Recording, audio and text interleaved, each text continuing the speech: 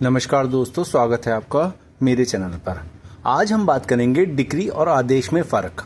तो इस वीडियो के माध्यम से मैं आपको बहुत ही आसान शब्दों में डिक्री और आदेश में फ़र्क समझाऊंगा। भारतीय न्यायिक प्रणाली में डिक्री और आदेश दो महत्वपूर्ण कानूनी पद हैं जो सिविल प्रक्रिया संहिता सीपीसी के अंतर्गत न्यायालय द्वारा पारित किए जाते हैं। यद्यपि दोनों न्यायालय के निर्णय हैं, इनकी प्रकृति, उद्देश्य और कानूनी प्रभाव में महत्वपूर्ण अंतर है।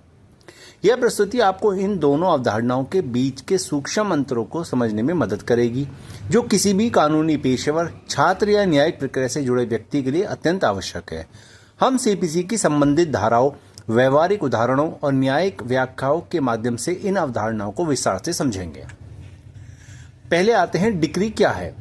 कानूनी परिभाषा। सीपीसी की धारा 2(2) के अनुसार डिक्री न्यायालय का वह औपचारिक निर्णय है जो मुकदमे में पक्षों के अधिकारों को निर्णायक रूप से निर्धारित करता है। निर्णायक प्रकृति। डिक्री विवाद के मुख्य मुद्दों पर अंतिम या प्रारंभिक निर्णय प्रदान करती है जो पक्षों के अधिकारों और दायित्वों को स्पष्ट रूप से परिभाषित करती है। मुकदमे की समाप्ति। डिक्री में मुकदमे की संपूर्ण या आंशिक समाप्ति होती है जो विवाद के एक या अधिक पहलुओं का अंतिम समाधान प्रस्तुत करती है।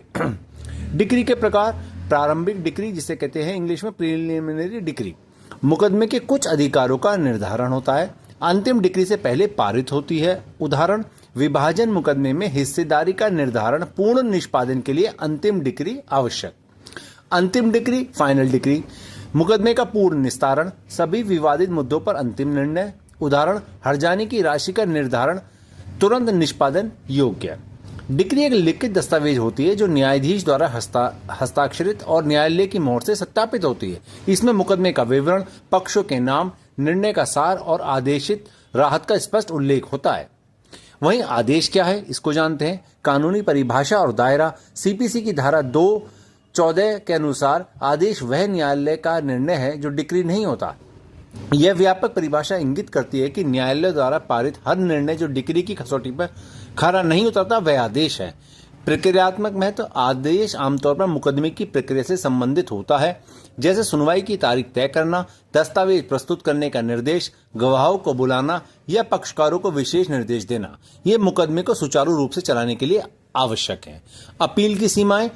आदेश हमेशा अंतिम होते हैं और तुरंत प्रभावी होते हैं, लेकिन अधिकांश आदेश अपील योग्य नहीं होते।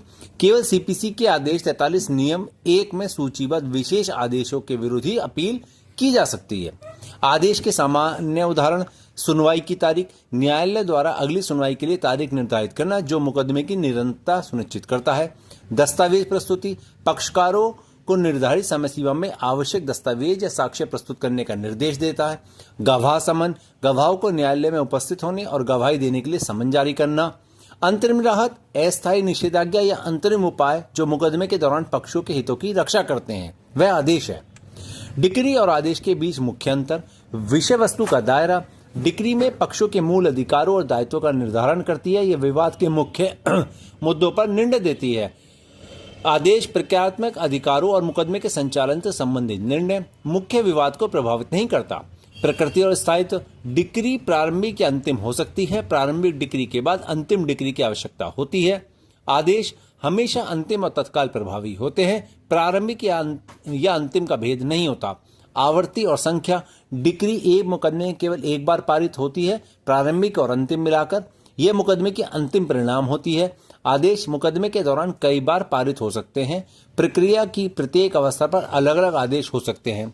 अपील की स्थिति। डिक्री आमतौर पर हमेशा अपील योग्य होती है। डिक्री से असंतुष्ट पक्ष उच्च न्यायालय में अपील कर सकता है। आदेश केवल विशेष मामलों में अपील योग्य। सीपीसी आदेश 43 नियम 1 के अनुसार अधिकांश आदेश अपील योग्य नहीं होते। तुलनात्मक विश्लेषण।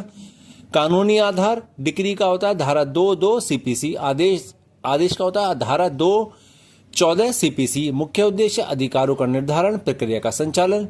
निष्पादन। डिक्री में निष्पादन योग्य, आदेश में सामान्यतः निष्पादन योग्य नहीं। औपचारिकता।